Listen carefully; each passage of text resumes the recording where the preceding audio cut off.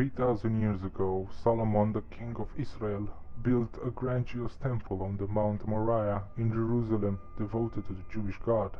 In the middle of the temple was the Holy of Holies, the most sacred place in the sanctuary, where the Ark of Covenant stood on the foundation stone, and where it is believed that Shekinah appeared, the light of the presence of God.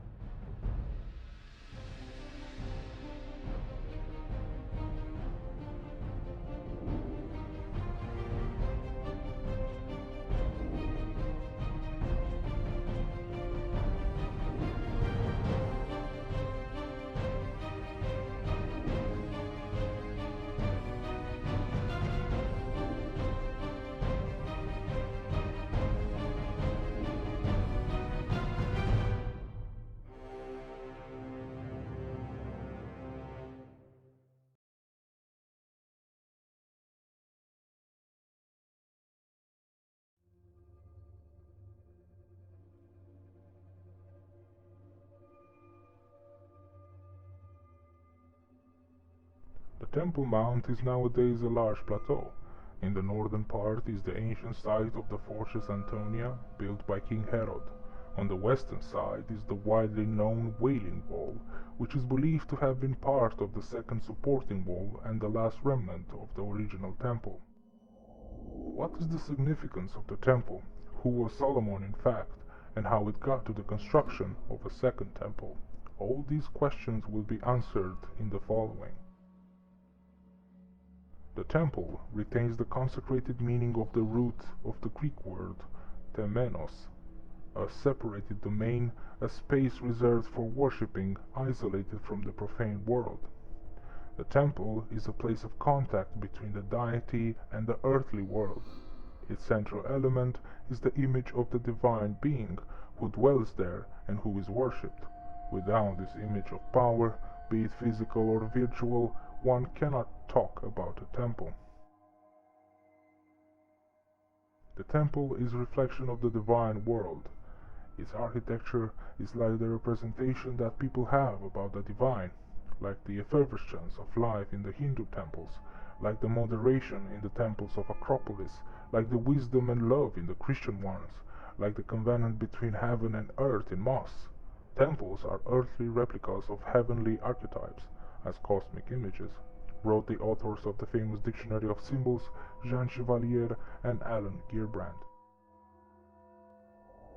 Two different levels of reflection have emerged in time, although complementary in regard to the idea of walls as separation from the profane world. On the one hand, a literal interpretation, attached to the wall in itself, which holds within a mysterium tremendum, as Rudolf Otto put it, which translates as a terrible mystery. On the other hand, there is a more hermeneutic understanding, in which the temple becomes the heart of the universe, figuratively speaking, from which the divine light radiates. The temple, as a construction, is inspired by the cosmological model specific to each culture, and at the same time the cosmic order is symbolically reproduced. One of the most famous constructions of biblical antiquity is the Temple of Solomon, the central sanctuary of the Jewish cult, located on one of the hills of Jerusalem. Initially, King David wanted to build a temple, but the Lord, through the prophet Nathan, told him that not him, but his son will build a house for my name, and I will establish the throne of his kingdom forever. King over the Holy Land was Solomon, 3,000 years ago. He was one of the brightest rulers and thinkers of the ancient world. Solomon was the son and successor of King David, the biblical hero who killed the Philistine giant Goliath with only a sling, and later established the country's capital in Jerusalem. And since the wise King Solomon inherited Jerusalem from his father, he thought that, in his turn, to leave to his descendants a temple raised to the glory of his God, the great architect of the universe. The temple was meant to be built in Jerusalem, of noble stone, cedar, fir, ebony, sandalwood, cypress, but also gold, silver, brass, and ivory. Solomon decided to bring great and knowledgeable craftsmen from the city of Tyre to build his temple, all the more so that the king of Tyre, Hiram I, was one of his father's closest friends. In the lead of the skilled builders, King Hiram placed himself as Grand Maester Hiram, venerable among the maesters, and departed to Solomon in the Holy Land. 7 years lasted the building of the temple. You may be also wondering how many laborers were at the base of this grand construction, and how were they organized in order to provide the expected efficiency. Hiram Abif had in his subordination a large number of builders, 153,600 to be more precise. He divided them from the start according to their skill and qualification into 3 distinct categories: apprentices, fellow crafts, and maesters. Moreover, in order to be able to differentiate them, Hiram Abif also created a veritable code of recognition, giving each category of builders specific passwords, signs, and secret touches. The method of payment was also different, as it was made in different places. Accordingly, the apprentices received their first salary under the Boaz column, the fellow crafts under the Yakin column, and the maesters in the middle chamber. The heart of the Jewish cult, the Solomon's Temple, was destroyed by the Babylonians after nearly 4 centuries of existence.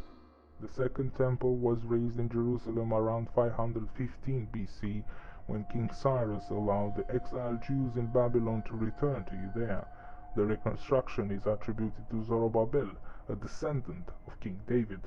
This second temple was also to be destroyed in 70 AD, this time by the Romans. It is said that the first temple was destroyed due to the sins of immorality, idolatry, and bloodshed, while the second temple fell due to the widespread hatred among the Jews.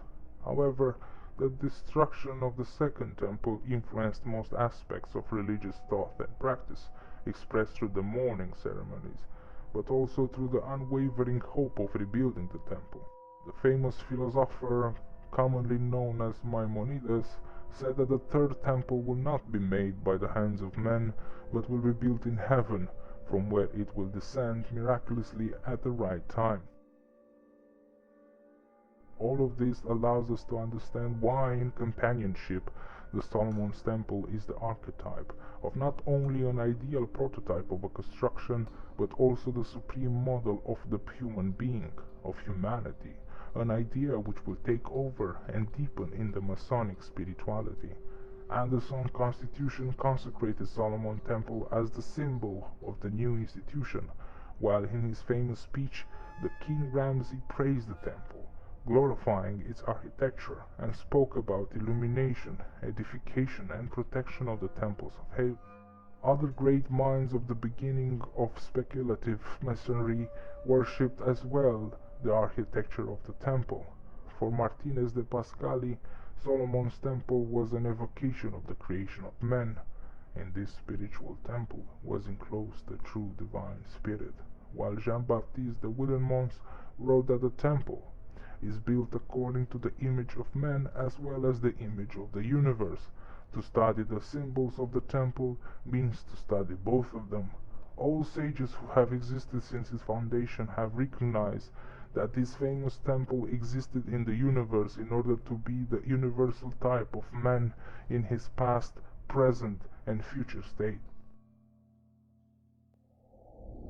But what is the connection between the Temple of Solomon and the Masonic Dogmas?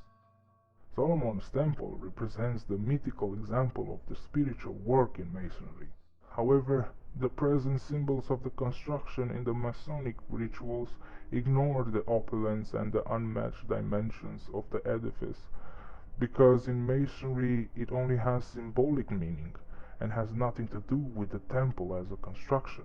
The emphasis is on what lies within, and which has to replace the literal materiality of the stone and the edifice.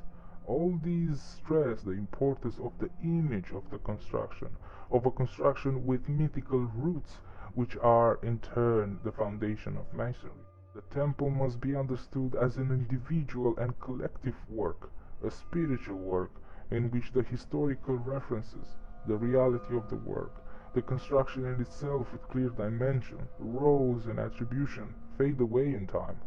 It is about their symbolic significance, of seeking not an intellectual and rational approximation, but a spiritual one, in which the imaginary and the inner living can configure new meanings of an archetype, otherwise common to all civilizations.